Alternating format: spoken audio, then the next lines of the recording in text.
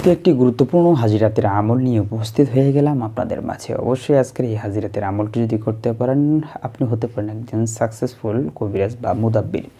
ইন্নাল হামদুলিল্লাহ ওয়া সালাতু ওয়া সালামু আলা রাসূলিল্লাহ। কাছে এবং দূরে, দেশে এবং দেশের বাইরে যারা যেখান থেকেই জালাল টিভিতে যুক্ত হবেন সকলকে জানাচ্ছি অনেক অনেক প্রীতি ও শুভেচ্ছা। প্রিয় দর্শক শ্রোতা, ইতিমধ্যেই আপনি যদি একজন নতুন সদস্য হয়ে থাকেন আমাদের জালাল টিভিতে অবশ্যই চ্যানেলটিকে সাবস্ক্রাইব করবেন। নিত্য নতুন ভিডিও সকলের আগে পেতে অবশ্যই বেল আইকনে চাপ দিয়ে রাখবেন, কারণ প্রতিদিন এই ধরনের একটি করে ভিডিও নিয়ে উপস্থিত হয়ে থাকি আপনাদের মাঝে। তো প্রিয় দর্শক শ্রোতা, কথা না বাড়িয়ে আমরা মূল ভিডিওতে চলে যাব। ভিডিওটি শুরু থেকে শেষ পর্যন্ত দেখবেন, কোনো একটা অংশ বাদ গেলে কিন্তু আপনার বুঝতে সমস্যা হবে। তো কথা না বাড়িয়ে চলেন আমরা সেই মূল ভিডিওতে চলে যাই।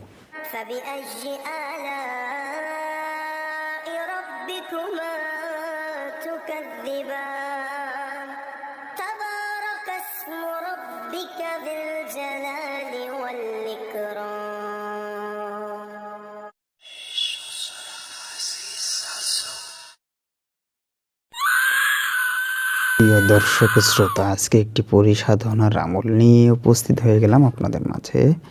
লক্ষ্য করবেন, আমি শুরু থেকে শেষ পর্যন্ত আপনাদেরকে বলে শোনাচ্ছি, বোঝাচ্ছি।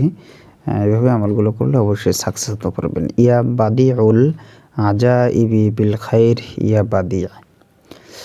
আমলটি কেমনি করবেন বিস্তারিত আমি বলতেছি আপনাদেরকে। উরুজি মাহ নয়া চান্দি জুমারাত কো রাত 12 বাজে রোজানা 6000 মর্তবা 11 ইয়াম পড়ি।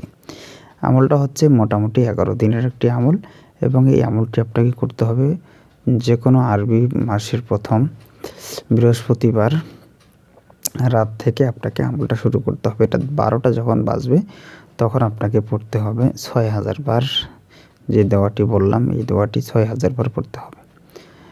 হেসারে কসিদা অগৌসিয়া ইয়া সুরাই মুজাম্মিল কা করে আপনি চতুর্দিকে রেখা টেনে নেবেন, যাতে করে ভিতরে কোনো দুষ্ট শক্তি ঢুকতে না পারে। সূরা মুজাম্মিলের মাধ্যমেও করে নেবেন। আমল শুরু करने से पहले शेख अब्दुल कादिर जिलानी की नियाज दिलाई फिर আমল শুরু করে। আমল শুরু করার আগে আব্দুল কাদের জিলানির উপর কিছু সূরা কেরাত পড়ে বকশিশ করবেন, দোয়া করবেন, তারপরে আমল শুরু করবেন। আল্লাহ के हुक्म से 11 दिन में ताबे होगी, 11 দিনের মধ্যে বশ হবে। আমল শুরু करने से पहले, আমল শুরু করার আগে और आखिरी 11 মর্তবা দুরূদ শরীফ লাজমি है। শুরুতে এবং শেষে 11 বার করে দুরূদ শরীফ অবশ্যই পড়তে হবে। আখরি রাত কৌল ইকরারলি, শেষ রাতে দেখবেন আপনার পরি হাজির হবে বা মক্কেল হাজির হবে।